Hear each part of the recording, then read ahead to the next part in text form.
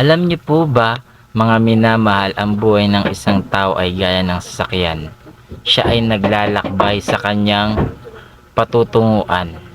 Minsan dumaranas din siya ng napakaraming pagsubok sa buhay, sapagkat sa kanyang dinaraanan minsan meron siyang madilim na tinatahak at meron ding liwanag.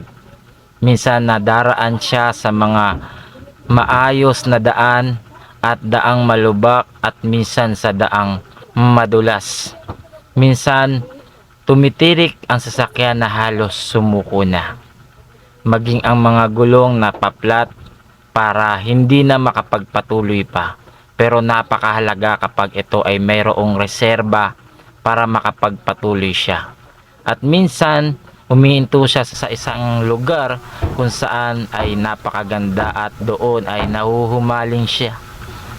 At minsan naman ay tuluyang nasisira. Ngunit ang napakahalaga, may mga taong ginagamit para maayos uli ito at makapagpatuloy muli. Ang buhay natin ay minsan ay nadarapa. Minsan nalulugmok sa napakaraming bagay. Pero may mga taong gagamitin para mapagpatuloy natin ang takbo ng ating buhay. Kaya maaasahan natin yung mga taong nasa paligid natin.